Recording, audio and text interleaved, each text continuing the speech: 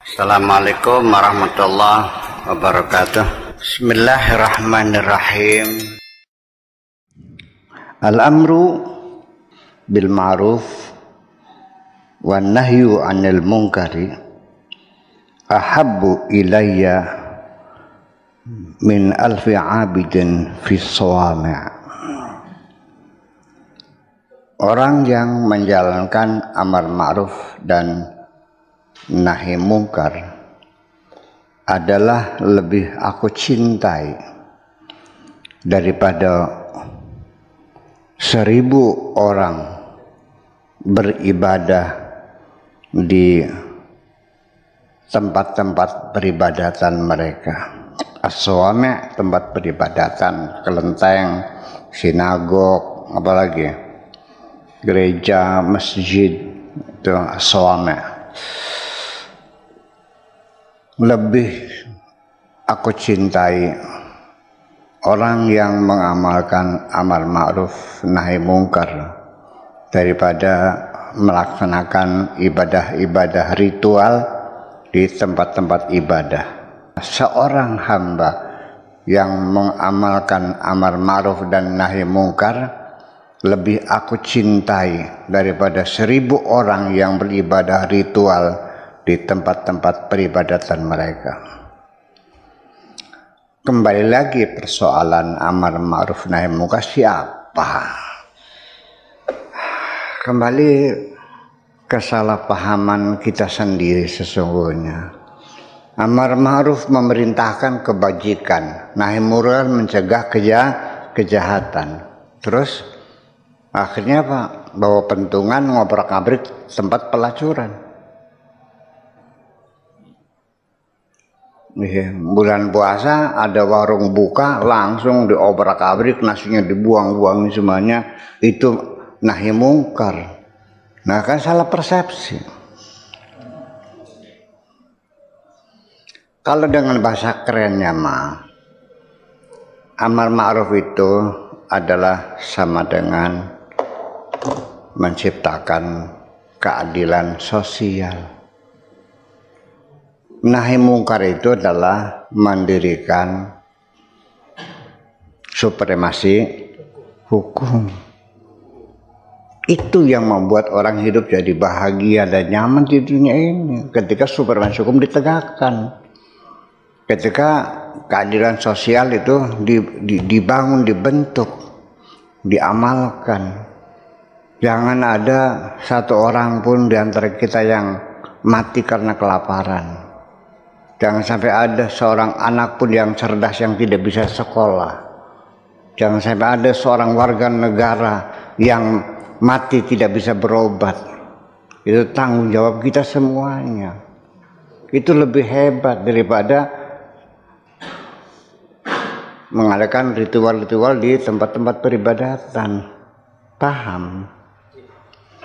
Ya kenapa orang lebih senang ritual? Ya gampang, soalnya nggak pakai modal. Kalau sembahyang kan nggak pakai modal lagi, enak. Ada malah wudhu, Allahu Akbar sudah. Tapi kalau ngurusin anak yatim kan keluar duitnya. Memperbaiki rumah orang jompo kan keluar duitnya. Ya, makanya memilih yang nggak pakai modal kan. Betul. Ya, menegakkan supremasi hukum akan berhadapan dengan kekuasaan, betul nggak?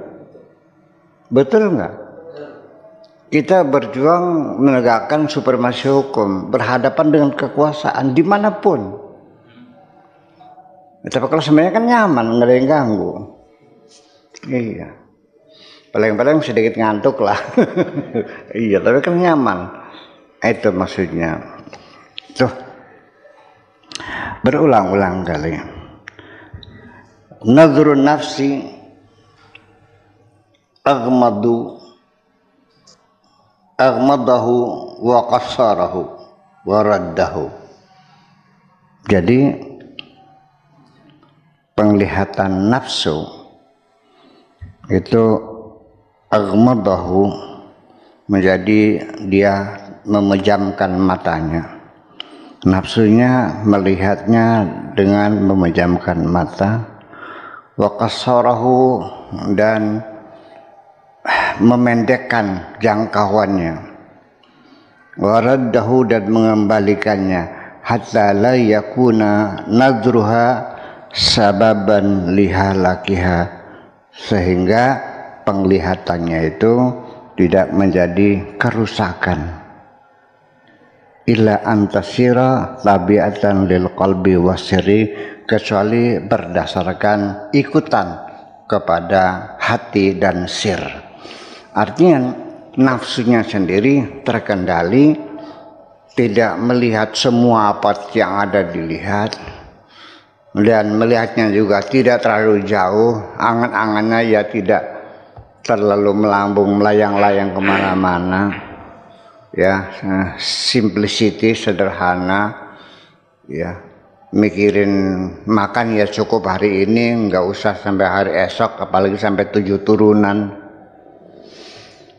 ya, dan tidak melihat apapun yang terlihat dan berkeinginan untuk memilikinya. Semuanya itu hatinya itu hanya menuruti apa yang dikatakan oleh hati dan sirnya saja. Itu kondisinya. Min jumlati atba'ihimna, dari semua ikutan-ikutannya hati dan sir tadi. Wala takhruju lahuma an ra'yin, dari pendapat, tidak mengeluarkan pendapat apapun, pandangan apapun, wa tatahidu ma'ahuma, dan menyatu bersama qalbun dan sirrun, illa antasira tabiatan lil qalbi wasir min jumlati atbaiha, la takhruju lahuma ra'in wa tatahidu ma'ahuma, fala yakunu bainaha wa bainahuma fardun ta'muru bima ya'murani, sehingga tidak ada lagi antara nafsu dia dengan qalbun dan sirrun, sudah tidak lagi satu keharusan yang memerintahkannya, watan amma yanhayani, dan juga tidak memerintahkan apa yang diperintahkan oleh qalbun dan sirrun, wa takhtaru ma yakhtaranihi, dan juga nafasnya, jiwanya selalu memilih apa yang menjadi pilihan qalbun dan sirrun. Fahina idin, ketika itulah tasiru nafsan mutmainnah, maka nafsunya itu baru menjadi nafsul mutmainnah ketika sudah ada keserasian, keharmonisan antara nafsu dengan qalbun dan sirrun. Itu yang menjadi persoalan. Kita masih sering bersengketa, masih sering bertempur, ya, peperangan yang tidak berkesudahan antara nafsu kita dengan hati kita dan sir kita. Dan kita lebih banyak memihak kepada nafsu kita yang sendiri. Kalau sudah kita tunduk kepada hati dan sir, maka nafsu itu menjadi nafsul mutmainnah. Fayatawafaquna, sehingga selalu berserasi ala talabin wahidin, atas satu tuntutan, wa maksudin wahidin, dan satu maksud. Bila balagat an-nafas ila hadzal hal, kalau nafsu kita sudah mencapai tingkatan seperti ini, istahaqqat at-taksir, baru berhak, baru bisa diabaikan, baru bisa kita lepaskan. Sementara ini kita masih belum menyatu dengan qalbun dan sirrun, ya kita harus benar-benar mengendalikan nafsu kita dalam bentuk perjuangan yang sangat melelahkan sekali. Dan kita tidak boleh lengah min ghairi mujahadatihima, enggak usah, kalau sudah menyatu ya sudah, kita nyaman. Ya ayatuhan nafsul mutmainnah irji'i ila rabbiki radiyatan mardiyah, wadkhuli fi ibadi wadkhuli jannati. Itu uraian Al-Quran tentang nafsul mutmainnah. Kita sudah merasa damai, sudah tidak perlu dipentungin lagi nafsunya, karena dia sudah sejalan, sudah searus dengan qalb dan sir kita ini.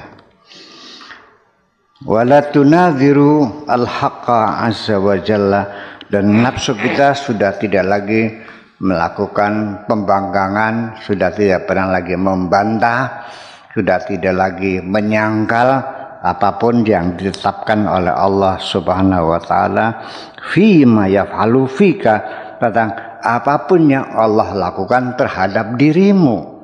Sudah tidak ada lagi penyangkalan-penyangkalan.